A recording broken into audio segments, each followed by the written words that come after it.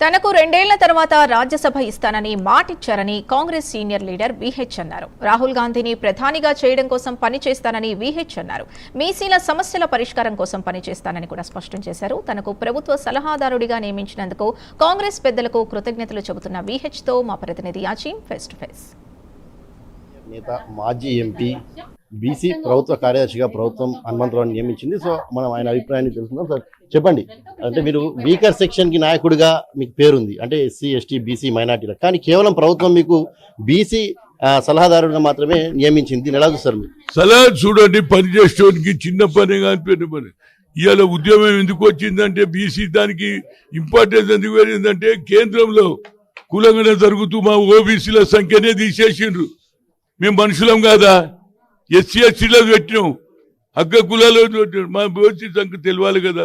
అప్పుడే మాకు ఉద్యోగాలలో, చదువులలో, పదవులలో, రేపు పాలిటిక్స్ లో అందరికీ న్యాయం జరగాలి కదా. మరి నరేంద్ర మోడీ నీకు నువ్వే ఓబీసీ అంటావు, అగ్ర కులాలు ఉన్నటువంటి రాహుల్ గాంధీ అన్నాడా లేదా? జితినా ఇచ్చేదారి ఇటు భాగీదారి. నేను నిన్నటి వరకు అనుకున్నా ఎస్సీ ఎస్టీలకి అన్యాయం జరుగుతున్నా, కానీ ఓబీసీలకు కూడా జరుగుతుందన్న పదవిపై మీరు సాటిస్ఫై ఉన్నారా? ఈ పదవిపై బీసీ ప్రభుత్వ సలహాదారు బీసీ పదవిపై సాటిస్ఫై ఉన్నారా మీరు? అన్ని చెప్తున్నారు. రాహుల్ గాంధీని పిలవాలి, ఈడ బహిరంగ సభ పెట్టాలి, ఊరూరు తిరుగుతా రాహుల్ గాంధీ ఇది ఇష్యూ తోటే అధిక సంఖ్యలో ఉన్న వారికి అన్యాయం చేస్తున్న మన నరేంద్ర మోడీకి వ్యతిరేకంగా తప్పనిసరిగా రాహుల్ గాంధీని మనం ప్రధానమంత్రి, నీ ఆలోచన అదే, నా ఆలోచన కాబట్టి తప్ప నేనేం వచ్చిన 2.5 ఏళ్ల తర్వాత మీకు పదవి ఇచ్చారు. ఇంతకంటే ముందు కూడా ఆయన చాలా మంది 12 ఏళ్ల నుంచి 10 ఏళ్ల నుంచి కార్యకర్తలు కూడా ఊర్లలో కష్టపడుతున్నారు, వాళ్ళకు కూడా అన్యాయం జరుగుతుంది. కానీ నాకు ఏదో పదవి ఇచ్చినా ఇవ్వకపోయినా 12 ఏళ్ల నుంచి తిరుగుతున్నా. ఇక ఈ పదవితోటి ఇంకా 10 మంది దగ్గర ఎక్కువ తిరుగుతావు కదా.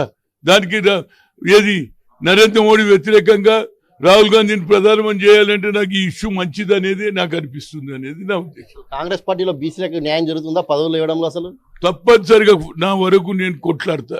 నాకు పదవి ఇప్పటిదానికనేమో వితౌట్ పదవి కొట్లాడినా, నాకు ఇక పదవి ఇచ్చినాక కొట్లాడకపోతే వాడు ఏమన్నా వచ్చినా ఏం చేస్తలేవని అంటవా లేదా? కనుక నేను ఫైట్ చేస్తా. తప్పని బీసీల కోసం ఎలాంటి యాక్షన్ ప్లాన్ తో ముందుకు వెళ్తారు? ఇలాంటి యాక్షన్ లో ఫస్ట్ మాది నేషనల్లో జనగణ జరుగుతుంది, మా కులగన ఎందుకు చేస్తలేనేది అది నా ఫస్ట్ ప్రియారిటీ. అది అయినాక తప్పనిసరిగా ఇక్కడ హాస్టళ్లలో పిల్లలకు అన్యాయం జరిగినా, భోజనం మరం లేకున్నా వాళ్ళు ఇక్కట్టు పడుతుంటే అందరికీ చేస్తా. అదేవిధంగా నేను హనుమాన్ వేంశాల ట్రస్ట్ చైర్మన్.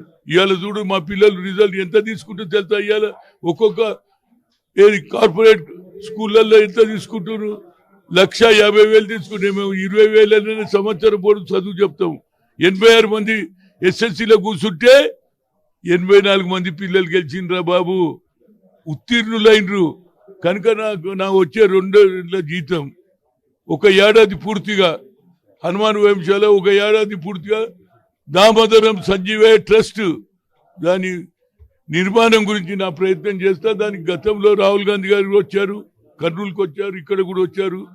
కనుక తప్పనిసరిగా 2 ఏళ్ల తర్వాత మీకు ఖచ్చితంగా రాజ్యసభ ఇస్తారు రేవంత్ రెడ్డి అని అనుకుంటున్నారా? నేను తప్పనిసరిగా ఇస్తారనే నాకు నమ్మిక, ఎవరే గాని ఏది ఇస్తారనే నమ్మిక ఉంటది. పని చేసినా నా పని గుర్తింపుతోటి నాకు ఇస్తారనేది నాకు ఆ నమ్మిక ఉన్నది అనేది చెప్పగలుగుతాను. ప్రస్తుతం ఉన్నటువంటి పదవితో కూడా ఇంకా ప్రజల్లో ఎక్కువ తిరగచ్చు, బీసీలకు జరుగుతున్నట్టు అన్యాయాల గురించి కూడా మాట్లాడవచ్చు, వారికి సంబంధించిన అంశాలను సమస్యలను కూడా తీర్చవచ్చు అంటే కూడా ప్రభుత్వ సలహాదారుగా నియమితులైనటువంటి విహెచ్ చెప్తున్నారు. కెమెరామెన్ శ్రీకృష్ణతో అజీం, ప్రైమ్ 9.